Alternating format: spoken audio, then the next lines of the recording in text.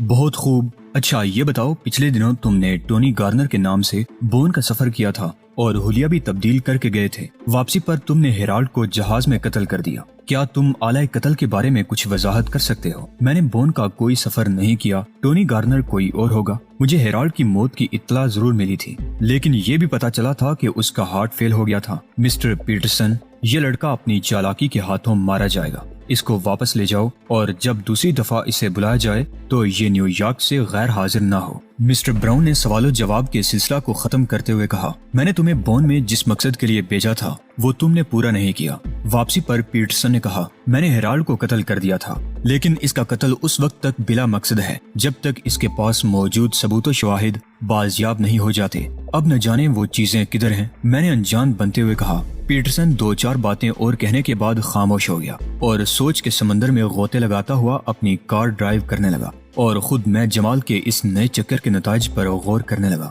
वापसी पर भी अभी तक जरेली नहीं आई थी। उसका जल्दी वापस आना मेरे लिए बहुत जरूरी था। मैं उसके कमरे में दाखिल होकर मुतालिका चीजों को चेक करना चाहता था। ठीक आध घंटे बाद दोबारा जेनी का फोन आ गया। उसने बताया कि वो लूसी के हमरा लॉर्ड होटल में ठहरी हुई है और मुझसे बहुत अहम बात करना चाह रही है। मैंने उसे बताया कि मैं 1 घंटे तक पहुंच रहा हूं। मैंने घड़ी देखी, दोपहर के 4 बज गए थे। मैंने आध घंटा सामान को तरतीब से रखने में लगा दिया। मैं मुलाजमीन को मदद के लिए इसलिए नहीं लाना चाहता था कि मुझे पीटरसन को इस बेतरतीबी की वजह बतानी पड़ती। सामान तरतीब से लगाने के बाद मैंने नहा धोकर कपड़े बदले और किचन में खाना मंगवा कर खाया। मैंने लूसी के दिए हुए सुर्ख मार्ग को रोशनदान में तलाश करके अपनी जराब में डाला और निकल खड़ा हुआ। अभी मैं चंद कदम ही चला होऊंगा कि मुझे अपनी निगरानी किए जाने का शक हो गया। ये 2 आदमी थे जो स्याह चश्मे लगाए सड़क के दूसरी तरफ खड़े सिगरेट सुलगा रहे थे। उसका हुलिया नापसंदीदा था। अभी यकीन से नहीं कह सकता था कि ये आदमी मेरे ताक़ुब में थे या नहीं। तहम मैं इस नई सूरत हाल में से जानी से नहीं मिल सकता था। जबरदस्त एहतियात की जरूरत थी।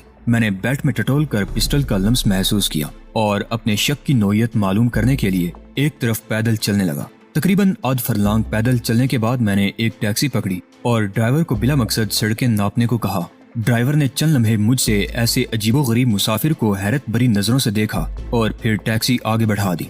जल्दी मुझे अंदाजा हो गया कि मैं एक नादीदा हसार में जकड़ा जा रहा हूँ। ये 2 ही नहीं थे, इनके अलावा मेरे अकब में एक कार भी लगी हुई थी। अमेरिका में ये पहली मर्तबा मेरा ताकुब किया गया था। पहली जो चीज मेरे जहन में आई वो ये थी कि तंजीम के लोग मेरा किसी बैरूनी तंजीम से ताल्लुक मालूम करना चाहते हैं। उनको शक हो गया है कि मेरे कुछ रफाका और भी हैं जिनकी पुश्त पनाही मुझे हासिल है और जिनके ईमा पर ही मैं तंजीम से टकराने की जुर्रत कर रहा हूँ। इस सूरत हाल में जैनी के पास जाना सरासर हमाकत थी। मैं लापरवाही से चलता हुआ एक स्टोर में दाखिल हुआ और चॉकलेट लेकर खाने लगा। मुझे ज्यादा इंतजार नहीं करना पड़ा। जल्द ही एक आदमी स्टोर के अंदर दाखिल हुआ। मैं एक जानिब खड़ा चॉकलेट खा रहा था और मेरी नजरें बज़ाहिर दीवार के साथ लगे हुए शोकेस पर थीं। आने वाला सीधा काउंटर पर गया और चंद लम्हे गुफ्तगू करने के बाद वापस पलटा। अब वो मेरी तरफ आ रहा था। मैं संभल कर खड़ा हो गया। माफ कीजिए, आपका नाम तोकीर है? उसने मुझे मुखातिब किया। जी हाँ। मैंने चौंकते हुए सर घुमाया। लंबे कद वाला ये अमरीकी शैतान का बच्चा मालूम हो रहा था। छोटी छोटी आंखें, पतले पतले होंठ और लंबे बाजू। उसका हुलिया इंतहाई खौफनाक था। मुझे आपसे एक जरूरी काम है, उसने शाइस्ता लहजे में कहा। फरमाइए। इधर नहीं, ये तो स्टोर है, बाहर चलते हैं। इधर साथ ही एक बेंच पड़ा है, उस पर बैठते हैं। ये अमरीकी मुझे साथ लेकर स्टोर से बाहर निकला। मेरा दिल पेश आमदा खतरे से धड़क रहा था। बाहर उसके 2 साथी खड़े थे। हाँ, अलबत्ता स्याह चश्मों वाले कहीं दिखाई नहीं दिए थे। ये लोग मुझे लेकर बाहर सड़क पर आ गए। सड़क पर ज्यादा रश नहीं था। लोगों का रश दुकानों के आगे बने हुए बरामदे में था। सड़क पर से पार्किंग लॉट की तरफ जाती हुई कारें गुजर रही थी। बात यह है कि मैं ना तो ज्यादा शोर-ओ-गल पसंद करता हूँ और ना ही खून खराबा। एक आदमी ने सर्द लहजे में मेरे कान में सरगोशी की। बिल्कुल यही 2 बातें मुझे भी नापसंद हैं। मैंने उसकी तरफ पलटते हुए ड्रामाई अंदाज में कहा और तीनों चौंक कर एक दूसरे को देखने लगे। इधर पार्क के दूसरी तरफ हमारी कार खड़ी है। बगैर किसी शोर-ओ-गल के हमारे साथ उस कार तक चलो। तुम लोग मुझसे क्या चाहते हो? मैंने यकदम अपने पांव पर घूमते हुए कहा। बहुत मामूली बात है, लेकिन वो बात हम आपको अपने गरीब खाने पर ले जाकर बता सकेंगे। गोया तुम लोग मुझे अगवा करना चाहते हो, यही समझ लो। लेकिन किसके ईमा पर? ज्यादा हिलो हुज्जत या बिला वजह ताखीर की जरूरत नहीं है। वही सर्द आवाज मेरे कानों में पड़ी और साथ ही रिवाल्वर की नाल मेरी गर्दन से आन लगी। अमेरिका में यूं सरेआम किसी आदमी को रिवाल्वर दिखाकर अगवा कर लेना एक आम बात है और रोजमर्रा का मामूल भी। लोग इस बात में हरगिज दिलचस्पी नहीं लेते कि कौन किसे और किस लिए अगवा कर रहा है। دیکھنے والوں کے لیے یہ کوئی انہونی بات نہیں ہوتی۔ میرا ہاتھ لاشعوری طور پر بیلٹ میں اڑتے ہوئے پسٹل سے جا لگا۔ اس پسٹل کو میں نے آج تک استعمال نہیں کیا تھا۔ یہ پسٹل مجھے پیٹرسن کے سٹور سے ملا تھا اور میں نے اسے صاف کر کے اپنے پاس رکھ لیا تھا۔ میں نے پسٹل نکال کر ہاتھ میں پکڑ لیا۔ یہ پسٹل مجھے دے دو، ایک شخص نے ہاتھ میری طرف بڑھاتے ہوئے کہا۔ اس کا ہاتھ ابھی میرے پسٹل سے نہیں چھوا تھا کہ میں نے جھکائی دے کر اپنے آپ کو ان سے 3 فٹ پرے کر لیا۔ اس کے ساتھ ہی میں اچھلا اور میرا پاؤں پوری قوت سے اس کے ریوالور پر پڑا۔ ریوالور اس کے ہاتھ سے چھوٹ کر دور جا گرا۔ ایک آدمی دوبارہ ریوالور اٹھانے کے لیے لپکا، دوسرا آدمی پانسا پلٹتے دیکھ کر اپنی بیلٹ سے ریوالور نکالنے لگا اور تیسرے نے مجھے اپنے ساتھ لپٹا لیا۔ مجھ سے لپٹنے والا شخص میرے لیے چندہ پریشانی کا باعث نہیں تھا۔ مجھے اگر کوئی خطرہ تھا تو ریوالور بردار سے تھا، جس کے تیور بہت خطرناک ہو گئے تھے۔ میں نے اپنے ساتھ لپٹنے والے شخص کو اٹھا کر اس کے اوپر پھینکا اور ایک سم دوڑ لگا دی۔ اس کے ریوالور نے ایک شعلہ اگلا اور بدحواس ہو کر منہ کے بل گر گیا۔ مجھے اپنی موت صاف نظر آ رہی تھی۔ یہ آدمی مجھے جنونی سا معلوم ہو رہا تھا اور انتہائی اشتعال میں تھا۔ ایسے آدمی کا ایک ہی علاج ہوتا ہے۔ میں گرتے ہی سنبھلا اور اٹھتے ہی پسٹل سے گولی داغ دی۔ ایک خوفناک دھماکہ ہوا اور ایک دلدوز چیخ دم توڑتی چلی گئی۔ پسٹل کے اس خوفناک دھماکے کا مجھے خیال تک نہ تھا۔ اس دھماکے اور چیخ نے پوری مارکیٹ میں ہلچل مچا دی اور میں نے بوکھلاہٹ میں دوڑ لگا دی۔ لینا پکڑنا کی صدائیں ابھریں اور میں نے ایک تاریک گلی میں ٹرن لے لیا۔ میں بہت دور تک دوڑتا چلا گیا۔ عقب میں دور سڑک پر مجھے پولیس کے سائرن سنائی دینے لگے۔ چند لمحے توقف کے بعد میں نے دیکھا کوئی میرے تعاقب میں نہیں تھا۔ پھر بھی یہ کوئی زیادہ خوشگوار بات نہیں تھی، کیونکہ میں دیکھ رہا تھا کہ میں ایک چوہے دان میں پھنس چکا ہوں۔ میں جس گلی میں گھسا تھا ایسی 6 گلیاں مختلف اطراف سے سڑکوں پر نکلتی تھی۔ اگر پولیس سڑک پر ان گلیوں کے آگے کھڑی ہو کر مجھے ڈھونڈنے نکل پڑتی تو میرے بچنے کے امکانات صفر تھے۔ آبادی میں کمکمے تاریکی کو دور بگا رہے تھے۔ میں نے اپنی رفتار میں کمی نہیں آنے دی اور تیز تیز قدم اٹھاتا ہوا آگے ہی آگے بڑھتا گیا۔ میں جلد از جلد اس چوہے دان سے نکل جانا چاہتا تھا۔ این اس وقت جب میں ایک گلی سے نکل کر سڑک پر آیا، دائیں طرف ایک پولیس جیپ سائرن بجاتی ہوئی تیزی سے بڑھتی دکھائی دی۔ وہ تقریباً 50 گز دور تھی کہ میں ساتھ والے گودام میں گھس گیا۔ گودام میں اندھیرا تھا۔ یہ غالباً جوتوں کا گودام تھا۔ جوتوں کے ڈبوں کی قطاریں فرش سے لے کر چھت تک چلی گئی تھی۔ میں 2 قطاروں میں گھس کر کھڑا ہو گیا۔ پولیس جیپ گلی کے دہانے پر کھڑی سائرن بجا رہی تھی۔ اگر مجھے 1 منٹ کی بھی دیر ہو جاتی تو میں در لیا جاتا۔ میں دم سادے کھڑا تھا کہ گودام کے اندر سے کسی کے کھانسنے کی آواز آئی اور ہیولا سا بڑھتا ہوا محسوس ہوا۔ وہ کسی کپڑے سے ہاتھ پونچھتا ہوا آگے بڑھ رہا تھا اور اس کے ہاتھ میں گودام کی چابیاں چھنک رہی تھی، گویا وہ گودام بند کرنے کے موڈ میں تھا۔ میں نے چند لمحے سوچنے میں دیر لگا دی۔ اتنے میں اس نے بیرونی جنگلے کا آدھا پارٹ بند کر دیا۔ دوسرے پارٹ کو وہ آگے بڑھا رہا تھا کہ مجھے اپنی غلطی کا احساس ہوا۔ یہ آدمی مجھے قید کر کے جا رہا تھا۔ اس نے پہلے آگے بڑھنے کا ارادہ ترک کیا، پھر رک گیا۔ میں یہ سوچ کر رک گیا تھا کہ اس طرح تو میں خود ہی اپنے پاؤں پر کلہاڑی مار لیتا۔ مجھے دیکھتے ہی یہ شخص چور چور کی صدائیں لگاتا اور قریب کھڑی پولیس ایک قاتل کی حیثیت سے مجھے شناخت کر لیتی۔ اس آدمی نے اطمینان سے جنگلے کو تالا لگایا اور میری نظروں سے اوجھل ہو گیا۔ میں بڑی آسانی سے قید ہو گیا۔ گودام سے تقریباً 10 گز دور پولیس کار کھڑی چیخ رہی تھی، گویا چوہے دان کے تمام راستے بند کر دیے گئے تھے۔ مجھے اس بات کا بھی احساس تھا کہ جینی لارڈ ہوٹل میں میرا انتظار کر رہی ہوگی، لیکن گھر سے نکلتے ہی جو صورتحال مجھے پیش آئی تھی اس کا تقاضا یہ تھا کہ میں ہر لمحہ ہوشیار رہتا۔ جس امریکی کو میں نے قتل کیا تھا اس کے ساتھی اور اس کے بھیجنے والے خاموش ہو کر نہیں بیٹھ سکتے تھے۔ وہ یقیناً آس پاس گات لگائے بیٹھے ہوں گے۔ انہیں جس طرح ہزیمت اٹھانا پڑی تھی وہ اس پر یقیناً سیخ پا ہو چکے ہوں گے اور دوسری مرتبہ میرے ہاتھ لگنے پر وہ میرا قطعاً لحاظ نہیں کریں گے۔ احتیاط کا تقاضا یہی تھا کہ میں کچھ وقت کے لیے دبک کر بیٹھ رہتا۔ میرے لیے اس کے سوا چارہ کار بھی کوئی نہیں تھا۔ میں نے موجودہ صورتحال سے چھٹکارے کے بارے میں سوچا۔ میں چاہتا تھا کہ میں یہ رات اس زندان خانے میں گزارنے کے بجائے جینی اور لوسی کے پاس گزاروں، مگر یہ سب اب میرے بس میں ہی کب تھا۔ سڑک کے سامنے سے گزرتی ہوئی ٹریفک مجھے گودام کے جنگلے میں صاف نظر آ رہی تھی۔ ڈبوں کی قطار سے نکل کر میں نے ایک نظر اس گودام کا جائزہ لیا۔ گودام میں اسٹریٹ لائٹ نے ملگجا سا اجالا پھیلایا ہوا تھا۔ یہ گودام تقریباً 25 فٹ چوڑا اور 60 فٹ لمبا تھا۔ ہر جانب ڈبوں کے جوتے قطاروں میں لگے ہوئے تھے۔ میں گودام کی عقبی سمت میں بڑھ گیا۔ یہاں پر سیڑھیاں اوپر کو جا رہی تھیں۔ میں نے سیڑھیاں چڑھ کر اوپر دیکھا۔ یہ گودام کی بالائی منزل تھی۔ یہاں پر سخت تاریکی چھائی ہوئی تھی اور اس جگہ بھی جوتوں کے ڈبے پڑے تھے۔ میں نے ٹٹول کر سوئچ تلاش کرنے کی کوشش کی اور اسے تلاش کر لیا۔ سوئچ دبانے سے بالائی منزل روشن ہو گئی۔ اس بالائی منزل کا سڑک کی جانب کا حصہ پختہ اینٹوں سے چنا ہوا تھا، جبکہ عقبی سمت میں سیمنٹ کی جالیاں لگی ہوئی تھی۔ میں نے ان جالیوں میں سے دوسری سمت دیکھنے کی کوشش کی لیکن کچھ بھی نظر نہ آیا۔ میں نیچے اترا اور ایک کرسی کا پایا توڑ کر اوپر لے آیا۔ اب اس پائے کو میں نے جالیوں میں پھنسا کر جالی توڑنے کی کوشش کی۔ میری تھوڑی سی جدوجہد کے بعد جالی ٹوٹنے لگی۔ تقریباً آدھ گھنٹے بعد 5 مربع فٹ جگہ سے جالی ہٹ چکی تھی۔ میں نے دوسری سمت جھانکا۔ میں اس وقت تقریباً 20 فٹ کی بلندی پر تھا۔ میں نے واپس آ کر گودام میں کوئی رسی تلاش کرنے کی کوشش کی لیکن مجھے سخت مایوسی ہوئی۔ پورے گودام میں رسی موجود نہ تھی۔